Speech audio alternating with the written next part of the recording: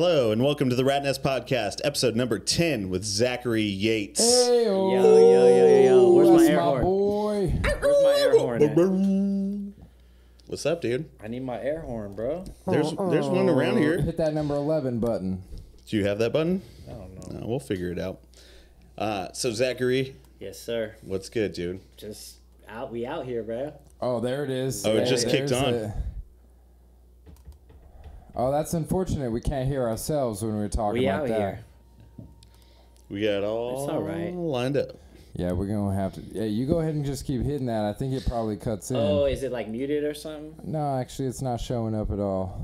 Are we gonna? We'll just restart this one. Well, if I let his augs come in...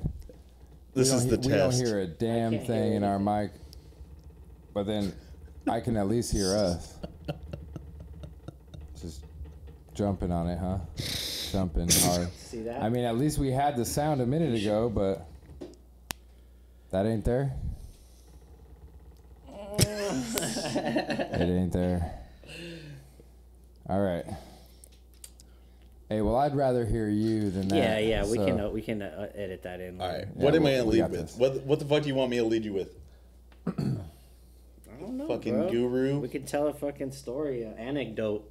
All right. We'll just talk about I lead with other people as the first time we met each other, maybe. I would say middle school, dude. Richardson Prep High. I don't remember the specific moment, but there was some definite repeated jokes, shit talking. I think, yeah, 6th or 7th grade. Yeah, 7th grade. We had PE together. So you guys were forced acquaintances at Yeah, that forced point. to be friends. Well, you had a lot of downtime on the bleachers, and maybe just where our numbers lined up, me and Zach were close to each other. P makes and sense. Z, totally. And we fucked around, dude. We were like, hey, can you believe this shit? Can you believe this shit? As a 7th grader, you're like, these Well, guys. You know, you see somebody with skate shoes and spiky hair, and there's an allegiance, bro. You're jealous, but you're still like, fuck D3s, bro. Oh, yeah, I didn't even want those. I think you had like some Templetons at one point, maybe, or Did some I? Oh, Osiris's. I had some half cabs for sure. Americas. It was Maybe all- some Americas. I had was- soaps.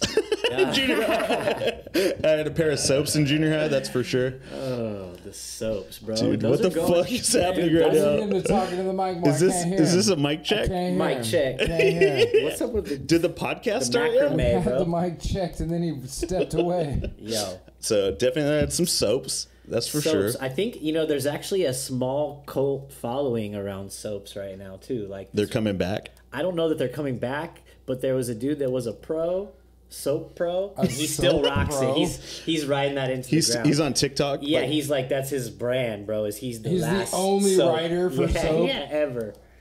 Ever. Soaps. Is that even a writer? dude. Are you considered a team walker? writer? The You're a box I team got, walker? I shit you not, the box of soaps I got, I remember distinctly like a 30-40 stair handrail that this kid was like riding That his was shoes the- on. Well, yeah. And it was like promo. curved at the That end. was It the was promo. giant, dude. Yeah, when It was you like just get to stand up, it's no big deal. it was like anything anyone had done on rollerblades, but we're like, we're doing it in But shoes. slower. Yeah. Even slower We than used to get to rollerblades. jump on it. And then you I'm had sorry. to like change out the grind pads and shit, bro. I'm not okay with that. You didn't. You Soaps? never had I soaps. never soaped it. I did freestyle walking, which was like the predecessor to parkour, but it was more Freestyle like walking. we just ran up to the same things that rollerbladers would jump on with our shoes. This is pre-parkour, bro. Pre-parkour. What's worse, soaps or freestyle No, walking? what's dope is the guy Freestyle that walking, for skateboards sure. and wears the soaps, and he does like a hybrid where sometimes he's on the board, sometimes he's He riding jumps on off the shoes. board onto a rail. Yeah, it's style, bro. Sick, bro. It's style. 90s as hell. Who decided to get donuts? You did. You're a God sweets damn, guy. that was a good You idea. said, "Do you like sweets?" And I said, "Yeah." And then the bag was full of donuts. And this fool was like, I prefer I like sour.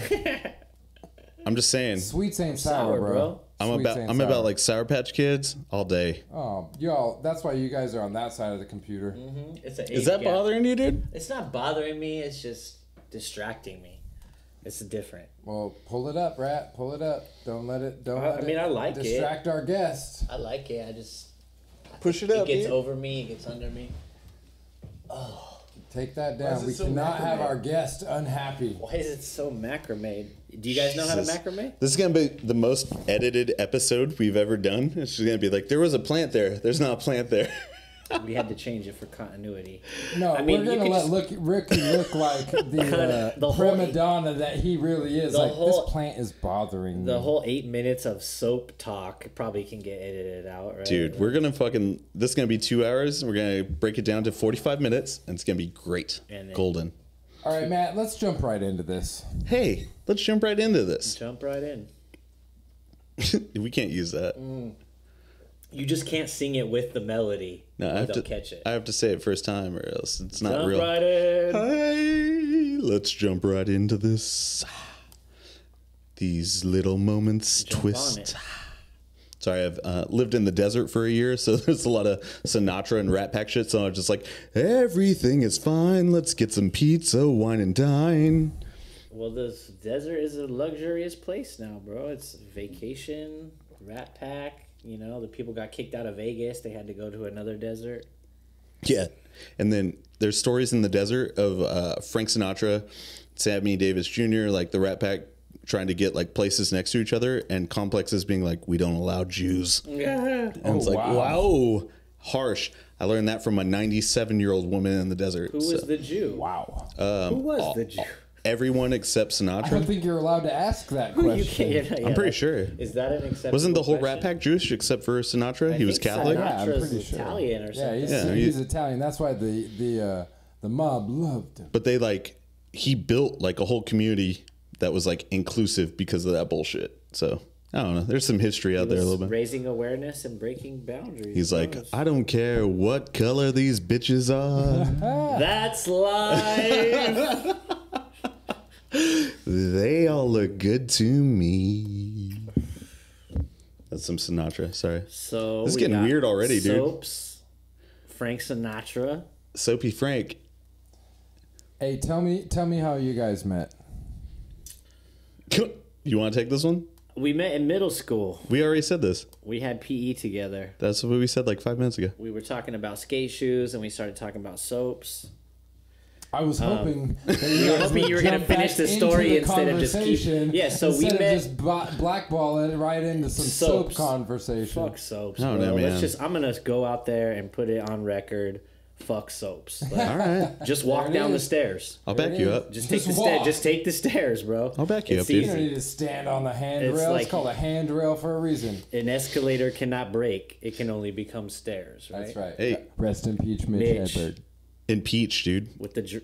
Cheers Did we to Mitch, did bro. we impeach Mitch Don't, Hedberg? don't impeach Mitch No, Hedberg. so we met in middle school. We were skater, poser, delinquent, fucking creative kids, I'm assuming. Kids. And Yeah. then we kind of found out that we were both interested in music, and we messed around and had some little middle school garage punk bands. Do you cover remember? bands. Do you remember the track list for the garage set we played? We played the Descendants. I think we played probably some Misfits songs. We played some Misfits. We played Sex and Violence. We played Sex and Violence, bro. That was an easy one. easy one to go through. Yeah, that was. I a learned nice, them all the songs on bass the day of.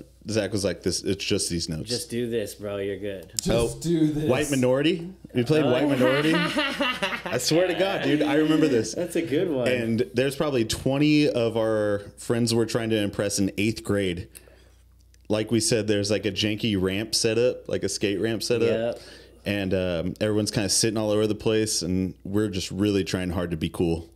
Yeah, but we were cool, dude. We were in middle school. We had a fucking keg. We had skate ramps. We had instruments. Like, I'm pretty sure at that age, the harder you tried to be cool, the harder you actually were cool. yeah, like, because the more it's cool at you some really point you're like putting in the effort, and then at some point it just becomes second nature, right? That's right. Just like Yeah. with anything. Also, some people just have cool parents that would like facilitate shit like that. Yeah. When you I got a don't. keg in I'm not 8th going to grade, name that's pretty- names, yeah. but I had some cool parents. I mean, and it's kind of like, it's kind of debaucherous if you think back about it. But it's like, dude, I let us remember- have fun and just we were safe, you know. We were trying to get high, I don't know if any of us really knew how to. This was before that I knew you regularly smoked, and I remember you left the case of your guitar in my brother's room where everybody was smoking, and then you took it home and you were like, dude, my case smelled so bad. Like, I was like, my mom knows. My mom totally knows. She can totally tell. I'll never forget that, bro. And then when I finally saw you smoke weed, like after high school, I was like, dude, where have you been? Like, dude. And who knows what kind of escapades I was on at that point. It's so funny. But anyways. Yeah, so you went to we went to different elementary schools, and we went to the same like prep junior high. Richardson Prep High. Which is insane. And we had to get accepted. It was like a whole testing process. It was some fascist stuff, dude. I remember I was starting to get into like my punk rock phase, and I was dyeing my hair and mohawks and this and that, and they'd call me out of class and threatened to write me up and kick me out of school. All the teachers secretly like loved you and like loved like all the like kids that fought against shit that wasn't like, regular, because it was a bunch of like preppy kids. I mean, we're obviously capable of some sort of critical thought if we're interested in standing out somewhat, right? Even if we're just posing at the time. I remember thinking I was like super cool and tracing like Limp Bizkit or like some like some super like toy shit. You just were drawing all those toy machine things from as far as I can remember. Like even just you were just redrawing them or just little like mix up Sublime mashups. Like the like lettering and stuff. It was like 6th, 7th grade. I remember like doing that a lot.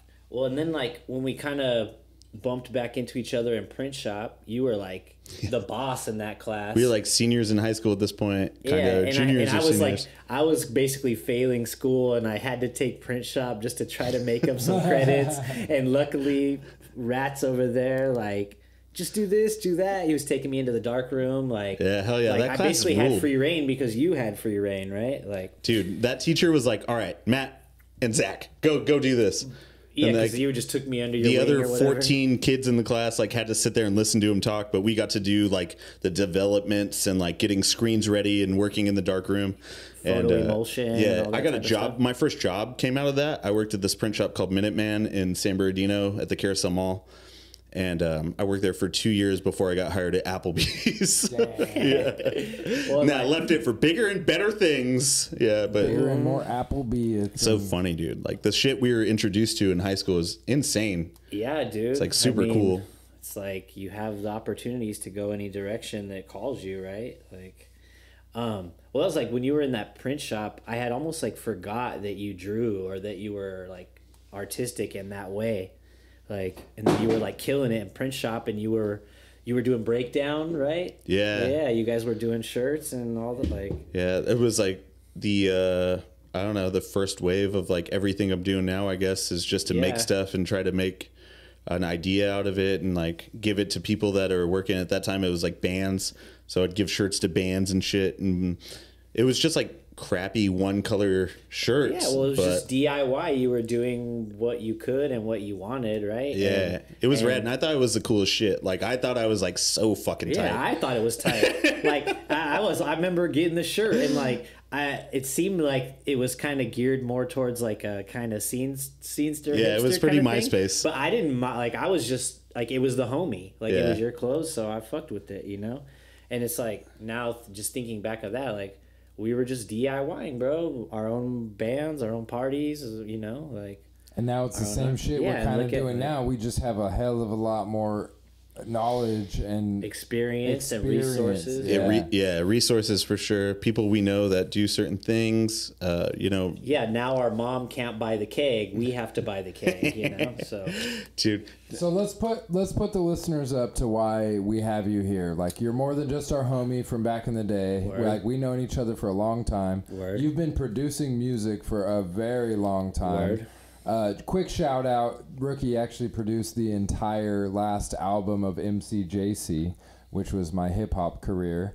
The album really never saw the light of day, but he put in a lot of effort and a lot of try for that one. So thank you. It was a mailing postal service type deal. It was mostly emails and beat sending, and he would send me something and I'd send him something back, and he would work on it and send it back to me, and it was a lot of fun though when we did that project. Yeah, and it was just good to like have an outlet for it, you know, have someone that was willing to use it or listen to it, or even just be interested and dig it.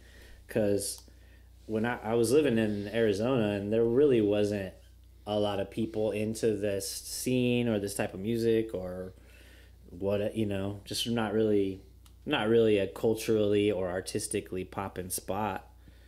But just to have somewhere to send it was dope, you know? Like, yeah. Dude, and they were dope. Every track you sent me, like, I would ask you to send me 15, like, oh, I'll take 5 out of this 15, and I would end up making 13 songs out of the 15. Well, and in some of my experience with, like, working with people like that, like, over the email and stuff, you might have an idea of what someone will like, and then you send, like, a batch, a couple different tracks or a couple different songs, and you might have one that you think they're going to lean towards, and 9 times out of 10, they end up picking, like, what you would think is the worst, or like their favorite one was the least obvious. Yeah. It's right?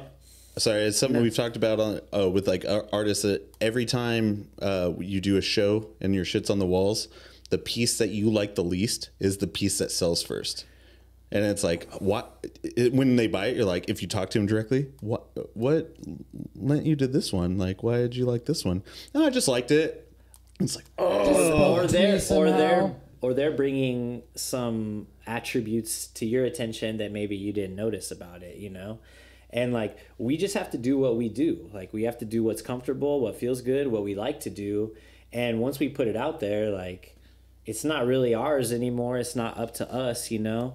And, like, some of, like, what I like to do with the music is I like to take samples. I like to take bits and pieces of other old songs or random sounds I record on my phone, or just, like, it kind of was existing in a time, and then once it's out in my, like, access, like, I'm gonna mutilate it or repurpose it, or just play with it, really, right? Like, just have fun and do what you know how to do.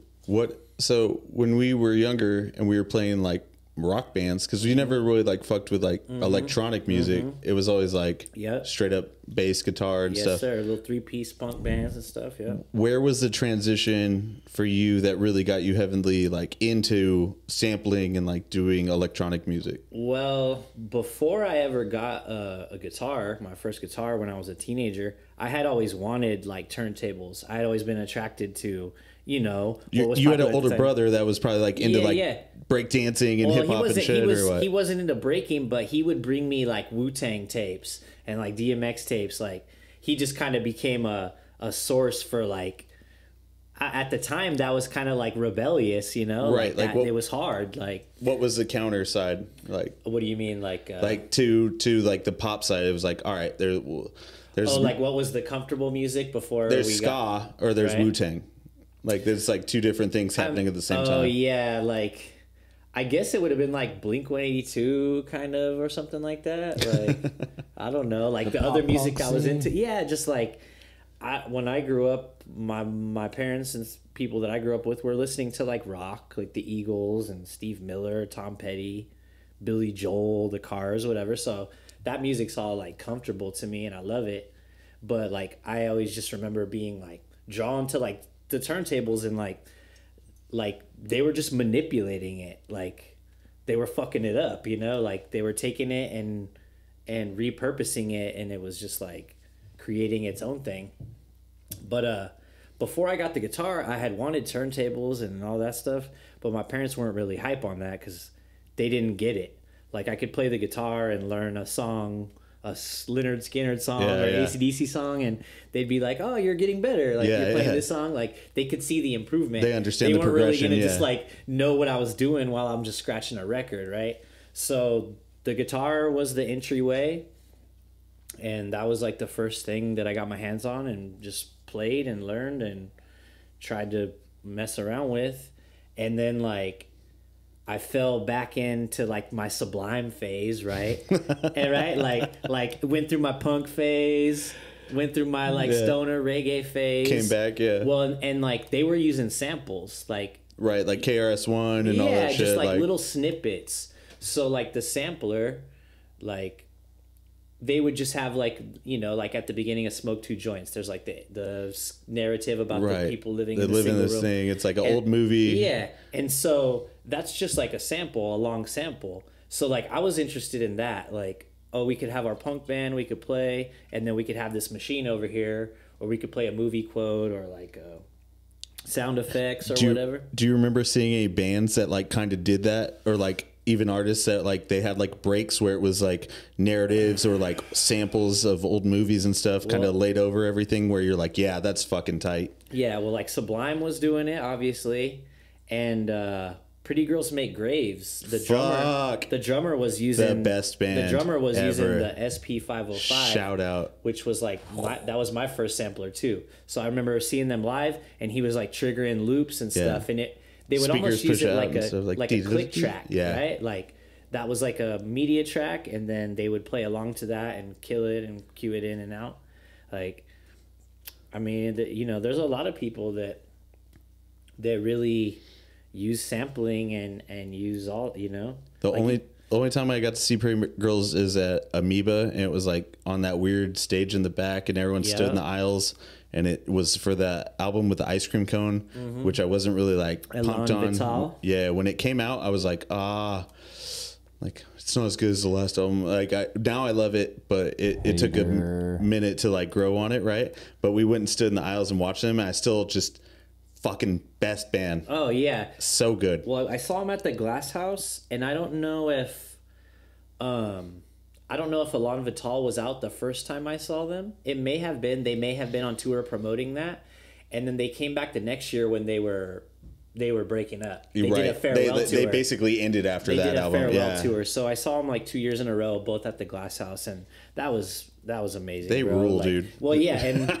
the same thing of like expanding upon the genre. Like the guitar player would switch up to the drums. The drummer was using samples. Like they would switch off of percussion and keyboard. Like you could see that whatever instrument the person mainly played in the band, they had like other, like they got to shine a little more. Right. Like, all right. So you keep mentioning samples, and you're talking about these groups that are using them. I know for a fact that has a heavy influence on your style of music. And also, recently, I've seen the art that you're creating, a little bit of art, and it kind of feels like you're using the same cut and sample collage. In the collage art that you're doing, right? Yeah, and we just had this discussion earlier about that's kind of where art is headed in a way. Like, obviously, people can create original works of art, the possibilities are endless, right?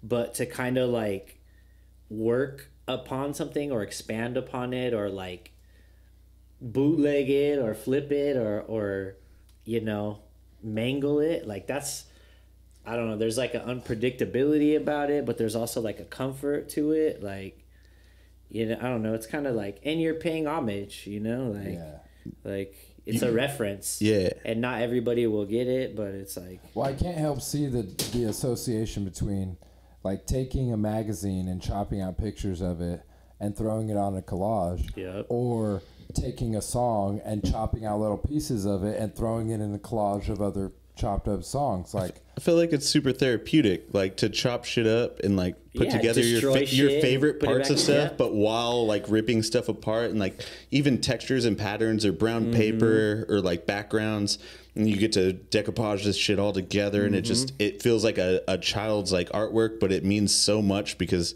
it's everything you want to cut out and the letters you want to place there. And there's something about collage that's like super therapeutic. Well, and you have like freedom, bro. You can just take something you like. Like, I might not be able to draw a picture of a portrait of a face or something, but like if I could just take the face and put it into the context of where I need the face, like it's kind of like, it's like kind of like it's like you're skipping a step almost. Like you don't have to necessarily play the piano and the drums and the bass. You could just sample a song that already has those three, and then you're like, you already got some framework that, like, it's kind of like a cheat, I guess, in a way. But is there something that, like, not just being drawn to sampling, but like a style of music that you're like drawn to? Because I know you're a record head, like you have a shit ton of vinyl.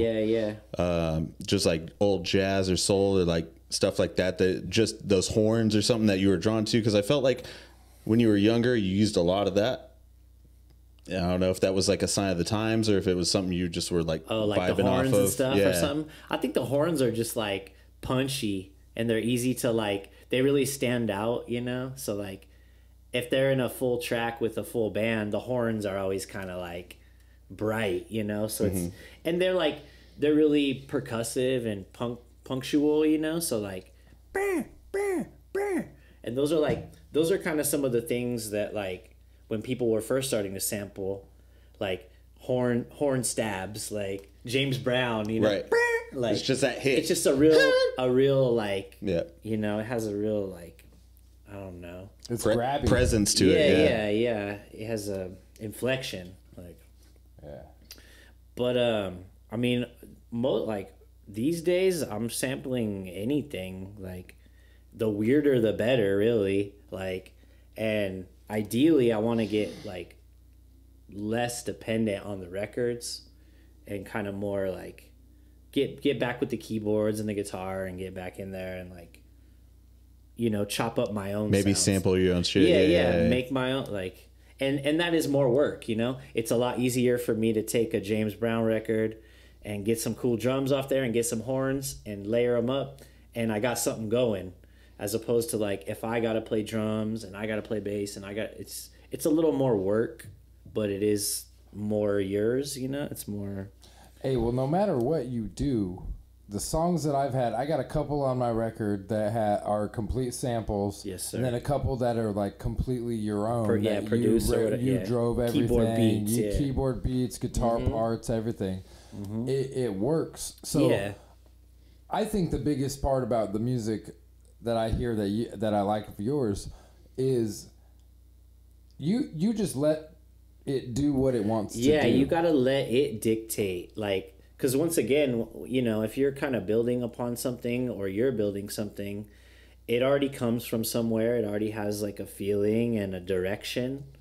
And it's one thing to like flip it 360 and go in a complete, you know, like go somewhere else with it. But if you can kind of hear like where it lives or something, like you just trust your feel, you know, like we don't all have to be the like lead guitar player, you know. You can just play the rhythm and sit in the pocket, right? Like, I think that takes like a long time to figure out though, because when you're a kid you just want to be the lead guitar player. And you know, right? like if we're doing art, like if we're painting, like I tried acrylic, I tried airbrush, I tried oil, you know, like I've dabbled in everything I could. I've tie-dyed shirts. I've printed stickers off the computer. It's like what works like, for you. Just like you just have to trial and error and all right, so this is getting cut.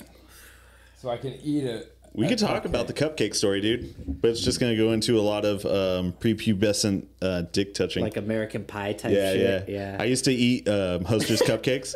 After I put my dick in them? No, not like that. But I would eat them, and I would think that, like, creamy center, I was like, this must be what a girl's like. You know what I mean? Like, this is what a girl's like. I remember what it was like. I remember having a Sprite bottle, empty Sprite bottle, and I was like, making out with the rim, like, this is probably what it's like. I was like kissing a cupcake, like this is what it's like to kiss a girl. It was like, you know, it was like a 10-year-old or something, Lord. You know, a fucking Hostess cupcake. You're Hostess shooting blanks at the jack-off-a-thon. Just push it away. Just push it away. Do Victoria's Secret catalogs coming in the mail. I was talking to somebody about that. Like, our imagination was stronger, you know, back in the day. Oh, like, absolutely. You know, like it wasn't even like a thing that you could see naked women. So you had to really use your imagination. I'm talking Sears catalog, fully clothed, Victoria's Secret. Any girl you saw that day when you're like 13. you just remember it. Just trying to. She was in some tight pants. You know, we didn't have the luxury of there was like no the internet. yoga pants either. It was just tight jeans. Oh no, and they're usually, I think in the 90s it was like loose jeans. 2000s. Oh yeah, bell bottom kind of borderline mom jeans. It wasn't really like sexy jeans. It was like hippie jeans. Hippie, yeah, bell bottom. Yeah. It's like it was some resurgence in that. and hippies are only cute once you become a hippie. Oh yeah. You know, you're like, I don't see why this appeals to me. She has a little more hair than the other girls I'm used to. I embraced it because of that. She maybe smells a little more like patchouli. Yeah, sage and jasmine. Palo Santo. Yeah, Damn, some sandalwood. I'm still smelling that sage in here, though. I'm feeling real energetic. Yeah, let's just lay it down that there's no hate against sage and sandalwood and patchouli or anything or hippies. No. We are all that. We love them and all. A dime sack. We're just saying that first time you engage in those smells when you're 13. It's new. Like the first time I smelled patchouli, I was like, wow, what is that? I didn't know what it was. It smelled odd. It really like stuck. I remember like it really stuck in my mind. Like, what is that smell? And then finding out what it was. And then finding out that hippies wear it and finding out that stoners wear it. It's all about stoner shit. It's just like you just get deeper into the portal, you know? You're like, I'm going to get dreads. I'm going to wear patchouli. Speaking of that, you had dreads, a mohawk. What haircut didn't you have, bro? Did you have the fro? I never had the fro. Never froed it out. I mean, I tried to like puff up my hair as much as possible, but it's straight. Never had a fro. Never had the tri-hawk. No, never had them. No. Did you have Statue of Liberty spikes? Yeah, the mohawk. Yeah, I had the mohawk for a minute, bro. I got it in like the end of 8th grade, maybe, or 7th grade. And wore it like through freshman year. I was gonna say you were flop hawking to freshman year. with the horse hair. It was all blue. They wouldn't let me. They wouldn't let you spike up your hair because that was against dress code. Yeah. Oh, yeah, so it was like a horse mane just laid over like. And I remember the kids on the bus were like, "You look like a horse." I was like, "Fuck you guys, man." And then they started dressing like Piss Drunks and Jim Greco. 2 years later. And like, "Fuck you guys." Yeah, they used to wear like Echo and stuff like that, and they used to try to clown on my horse hair. And then Baker was cool. Yeah, and then they started wearing skinny jeans and studded bracelets, and I was like, "You guys are fucking." Posers. You want to know why I can say that? Because I was a poser. Like, that's how I know. Like, what is fashion? Let's jump back real quick. I know we talked about this earlier, but you and I met. I was hanging out with Rob High school. Big guy. No, love that guy, the big man. You had come over to my house on Elmwood to buy Robbie Davis's bass. That's right. That's right. Shout out Robbie Davis, Rotten.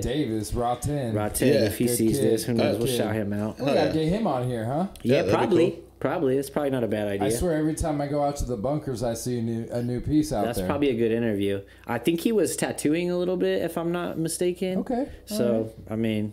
But your Elmwood house is the house that's on Pacific or behind Sanji, right? It was on Pacific and Del Rosa. Right. It was like a corner house right there. Yeah. And it had that big backyard. Yeah, and their little separate garage. Yep. Yeah, you had come over there to buy the bass, bro. That's right. You came over there to buy and the amp. I rolled up. Or did you sell it? I think he bought it. I think maybe he bought it actually. I remember rolling up like, "Hey, these are kids that I went to high school with." Do you remember this eBay deal you did? What? This eBay deal you did in like 9th grade? You don't remember that? My bad. Nah. Were you buying or selling? Yeah. Was I Are buying you working or walking? walking? It's been a lot of buying and selling since then. It's just been weird. Between the age, we linked up, and then we started chilling at Rob V's house all the time. Shout out Rob V. Someone else glass, bro. He's gonna be on it, dude. Don't worry. That's my brother. He's gonna be here. Don't worry. Someone else glass. If you don't know, look him up. Someone else glass on Instagram. We're gonna have a whole episode that just has this repeating. We chilled on him. And then he could just shout me out. Someone else glass. Someone else glass. He'll shout me out. I'll shout you out. Someone else glass. We'll work that into the mix later. And he was a drummer, bro. Yeah. And he had the house. What was the band? It was you, Thomas, Rob. This for you. You really wanted to be a Mars Volta. This for you. Yeah. We really did. You guys got real spacey and yeah. Dude, you were like, we're doing mushrooms. We're making music. It was Mars Volta meets some more angsty I don't know. Some more like repetitive weird, shit. Some weird, what I remember is just showing up to Rob's house, smoking a bunch of weed in his room, and then just stumbling kind of into the garage room where everything was set up. No matter if you played a guitar, a bass, a drum, whatever, there was instruments galore. Yeah, you could jump on something. We just stumble in there, and then there was just a universal jam sesh that would happen. That was kind of my introduction to like a jam sesh. And I don't think I jumped in much at your house, but I saw everyone else doing that. And like later, a couple years later, when I started jamming with other people, and that was like something that was involved with it. That was the framework. I knew kind of how to get in there. Yeah, like shout out Rob once again, and shout out Rob's mom for letting us for hold it down. Tia Mama Steph. Hey, thank you. We love you. Loved us. I don't know if she's gonna watch the much. podcast or not. Yeah, well, and she just liked us all being there and so many peanut butter and jelly sandwiches. I got Capri Suns. I got like Go-Gurts and shit just brought out and handed it to me. I don't know her. She just when I first started showing up, she just feed us whatever. Hey, y'all need this. Please hydrate. That's what makes Rob a giving, caring dude that would facilitate that kind of thing at his house is because of his upbringing and shit. Well, yeah, it falls down, right? It trickles down. Loving family. Totally. There, well, so he had the garage that was separated from the house with the drum set, guitar amp, bass amp, and he was in a bunch of different bands from the time that I met him through, and I met so many people at that house. He would invite people he knew from other bands, or we would invite people we like. The variations of the. Yeah, I saw a couple people I knew through Christian music bands at your house, and I was like, "What are you doing here?" And they're like, "What are you doing here?" Just that kind of meeting spot, that hub, right? That was the hub, bro. Yeah, that was. Good energy there, really good. So much fun, dude. We had free reign, bro. We could do whatever we wanted. Fun. And I was still in high school, and these guys were already older, so I was getting turbocharged life lessons, right? Yeah. And that's why I was the rookie, because I was the youngest of that friend group. I think I had a similar thing because even Jim's 2 years older than us. Yes, sir. So it was all my homies were kind of a couple years older, if not 3 or 4 years older. They were buying us beer when we were 18, right? Yeah. Beep. Yeah, we won't name names. Beep. But it turns into this thing. And then you grow up a little faster, and maybe you think you're more in tune than you are at that age. Yeah, well, you're getting exposed to a little more than what's available to you, maybe in your home life or in your school social life. You're getting this glimpse into another world, basically, and when you're younger, that's what it's all about. So then how did that take you into music beyond just playing in punk bands? Well, I was just gonna start talking about that too. I actually met Brandon Caveman. Shout out Caveman. Yeah, shout out Caveman. Rob had invited him over to come spit or sing or rap at just one of our jam sessions. And I had actually first met and bumped into Caveman a couple times at random house parties in the Highland area. And we always just kind of recognized each other from our initial conversation. Right. And we started talking about music. And then Rob invited him over. And I was like, "Oh, you're that dude I've been repeatedly bumping into, Yeah. And now you're here to rap and play with our band." So it was fitting, me and him, and so at that point, we were on the punk thing, the indie thing, garage, we were recording our own stuff on Pro Tools or the 4-tracks and stuff. Right. But still more in the rock vein.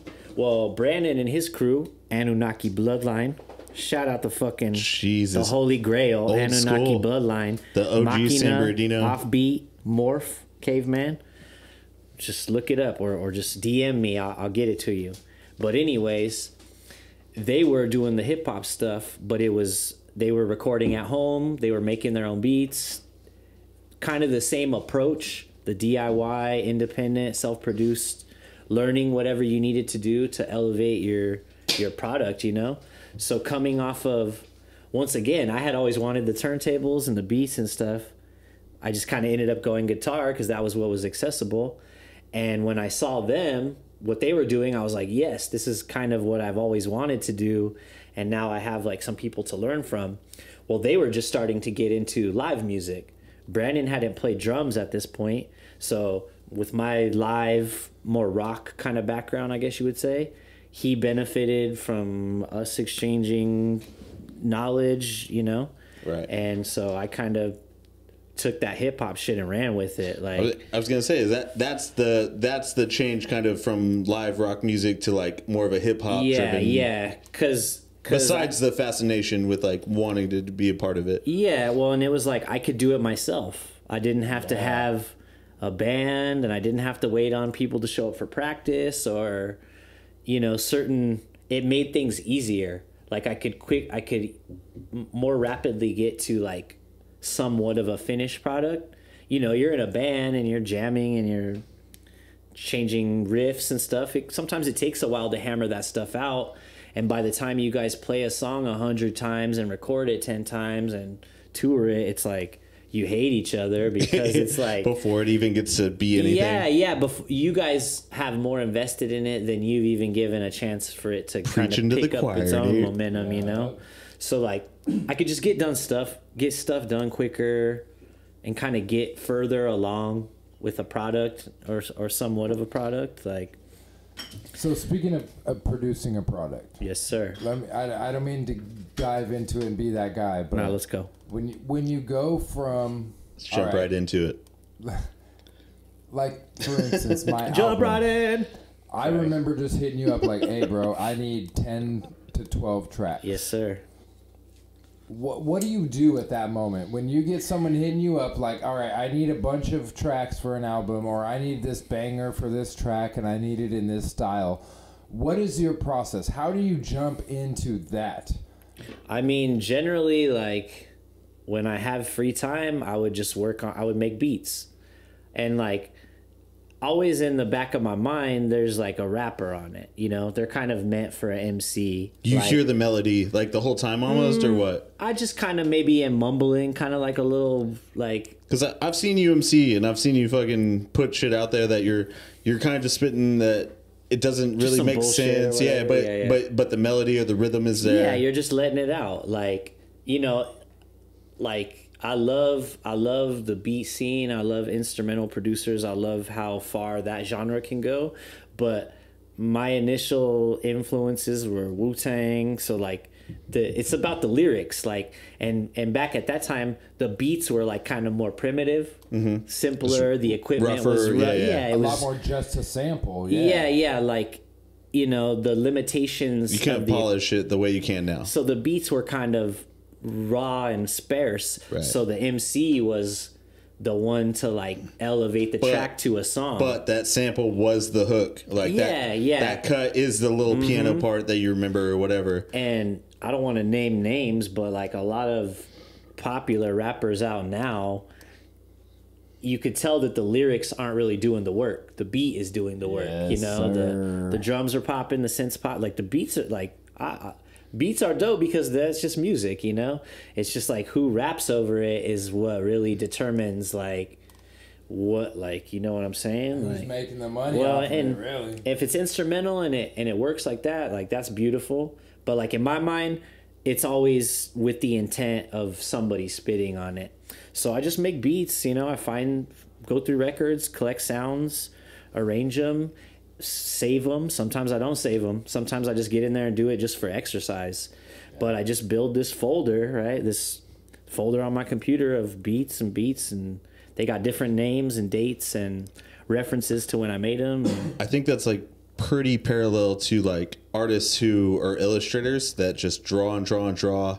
And maybe sometimes it has a purpose, but really it's just to have a portfolio and a catalog and be able to show samples that are recent, and you just keep working on your craft, whether you throw them away or not. Well, you just got to stay busy and you got to work, and then you let the piece find its own direction, you know? Like, if you paint a picture for somebody and they don't like it, like, do you throw it away or do you give it to somebody else, right? Like, that's a tough one, because I feel like most of the time people, whether they like it or not, they're gonna pretend they do. Kind. Like, no, it's dope, bro. Yeah, dude, have you ever been surprised by something you created that didn't get the response you thought it was gonna? Oh, definitely. Like in both ways. Like something I think is like my best work at the time is just like, they might not get it or appreciate it, and something I think is mediocre, somebody ends up doing a posse cut on it with a bunch of like, you know, like it's just like you never know. You just have to do what feels good and what you like, and if you're willing to share it and let someone else jump in the driver's seat on it, you know, like just let it go, like share it, right? Don't keep it in the vault, like. The one thing I will say, bro, as watching you as your homie through the years and seeing the type of stuff that you come out with, you've got an idea like for the vocal there, but your shit is so versatile. Like I've grabbed it for my stuff that's real fast paced and real choppy, but then I've also handed your beats off to homies that are like slow and methodical with their rhymes, and they give a real molasses feel to it. And your beats work with that too. So being able to kind of adapt or give to both of those scenes, that's a big deal in my opinion. Well, and you're trusting them to take it in a direction that you couldn't get to. Like, you know, you worked on it as much as you could until you didn't want to work on it anymore. And whatever stage of completion or busyness or like sparseness the track might have, like they have room to fill it up or play in between. At that point, like, it's theirs. Yeah, Let like them do it. And it will go in a different direction than you could have predicted. It's what you said earlier. It's like once you create the art, it's up to the people kind of to like take it where they're going to take it. Well, and why do we create? Is it for the finished product, or is it the creative process? You know, That's right. It's not about the destination; it's about the journey, right? So we just do what we do. Like, you know, when I'm messing with music or I'm DJing at home, like I said, sometimes I just delete it, or sometimes it's not for nobody else. It's not to go anywhere. It's just the act of being in the moment, and you know. So right now, to kind of fulfill your musical desires, you've jumped from production into like DJing, right? So yeah, a little bit. I've just been DJing more recently. I felt like when I was like making more beats and stuff, I wasn't really listening to a lot of music. Like I was listening to records and skipping through them and like just looking for what I wanted. Sure. So I'm kind of like closing off my, like, you know, my availability to like receive, right? Like, cause if you go through a record and let's say I'm looking for drums, like I want some drum sounds, I might look through this record and it might not have any drums on it. And I might look through another one and it has the drums that I'm going to use for that time. Well, that same first one, the next day I might be looking for a piano and it'll have the piano. So like based off of what you want to see is kind of what you will see or what you're looking for. And so I wasn't really like listening to music. I won't say I wasn't listening to music, but like You're I wasn't listening to it with a specific intent. Yeah, an intent, and I'm like looking for something very specific. Right. So I wasn't really like following new artists or new songs that came out. Like I wasn't fanning.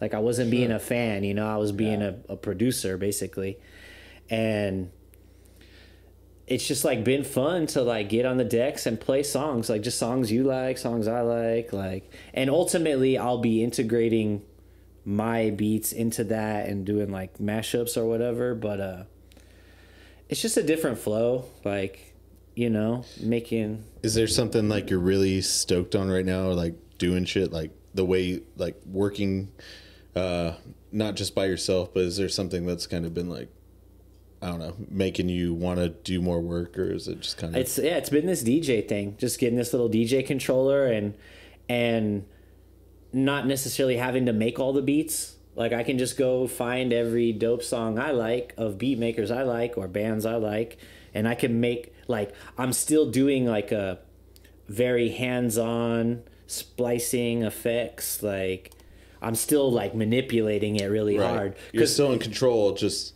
not necessarily building the beat, you know, where you'd start from scratch. Yeah. And some people that DJ, they're not as like, I don't want to say creative, but they're just kind of mixing songs and beat matching. Like, you know, you can push it really far, like, you know, mashing up songs and little pieces and remaking the beats on the spot. But the DJing's been like, it's been reinvigorating to just like I said, to fan out on music. Just to like hunt down new songs and collect it and look at my music and see what it needs. Like this is how a track sounds and how it builds. Like these are things that I need to think about. What's like you get familiar with it, like whether you realize it or not, you're like, I know the step and I know what comes next. You know, and you're maybe your work is missing this. You know, like you hear it someone else's and you're like, I know how to do that. I didn't think about doing that, but now I get it. And it's like art. It's like if you stare at like a piece, or if you're, I don't know, you just look at other people's work. You're like, okay, I know how to achieve this. I just never thought about doing it that way. Yeah. You know, and then you might go home and basically bite that style, right? Like if you're in the garage, or you're 100. You're messing around with a technique or a medium or something, like try that. All art is biting style. It's we're all inspired, you know, like right. It's just, once again, it gets put out there and we don't know where it's gonna go, and no one, you know, Basquiat didn't know, like, you know what I'm saying? Like, yeah, but and I think he might be kind of opposed to some I don't think if he was around today, he'd be excited about the way people are about his work. Well, and just the places that they use it. And it's just very commercial and like very kind of like taking advantage of it at this point. Well, but look at what, you know, look how long it took for everybody to catch up to it, you know, like there's. And the sad thing is that I'm like, oh, fuck, I shouldn't even say this. It's like, I'm not even like... Save it for the podcast. I'm just, hey! No, I'm not even like a huge fan. Well, I mean... You know what I mean? I don't want to get into this, but I'm just saying... You don't have to... I get it. It is a moment in time. It was like a period. It means a lot. It just isn't my favorite. Well, this is the same point that we kind of keep falling back on. He was just doing what he was doing. Right. You don't have to like it. He might not even have liked it when he was done. Just at the level that it's at now. I'm like, really? Yeah, come on. It's, well, you can just tell it's... I'm like, come on, people. You need to calm the fuck down. You know, Lars Ulrich had fucking a Basquiat painting, and he sold it and made a lot of money, you know? It's it's Banksy at this point. I'm just like, all right, dude, I get it. It's cool. I like it when it just shreds. When somebody buys it and it just destroys itself. That's the art that, like, that's what art should be. It should be kind of dangerous, you know? It should be kind of like, whether it makes you feel really good or really bad, it kind of like stirs up something. Yeah, you know? it's like a feeling or a moment, right? Which I get that. It's not the product or the how accessibility or not even the execution. Like, even it's like, oh, this person wasn't the best painter. And it doesn't really matter about that. It's just the moment. The in time. amount of money that like these paintings are going for now just is mind-boggling to me. So I'm like, come on. But that's just my selfish there's opinion. a lot of money in forgeries too, bro. So you seen that shit? I mean, you've been watching those Netflix docs, dog? Bro. I watch everything. Well, that's a whole nother podcast. The forgers are better artists than I am, though. Matt and Zach, they got more style. Matt and Zach watch docs. They got all the styles, like, you know. He's like, I got Pollux, I got Basquiat's, I got what I can do. What you need? It's like in my trunk. That's an artist. Go. That's an artist, bro. He can do anything. Yeah, nailed it. Got him from a estate sale. That's what they tell you. He said it was a secret collector in South America who passed away, and he gave the paintings to his son, but he never wanted to bring them to America until now. It's crazy, dude. I mean, hey, so let me ask you, Zach. We're getting close to the end here. What you got to promote? What you got going? Honestly, I don't really have a project coming out right now. I've been just playing what I made. Like where are you DJing? I'm in my room. Where is the best place for people to like listen to music? The best place for people to listen to music right Pure now? Pure Volume, MySpace. Oh man, Reverb, Nation. I don't know. Just off vinyl, bro. Get some records. Yeah. Get off the computer. I'm talking about your music, dude. Oh, my music. I must get off the computer. Like, I got listen some to stuff. Vinyl. I don't got any vinyl. Listen to vinyl. I got some stuff on SoundCloud, some old beats. I really haven't put anything up there in a couple years, honestly. Little Zacky. Drop the link. Oh, it's Rasta Socks Music on the Instagram. Rasta Socks Music. RastaSoxMusic.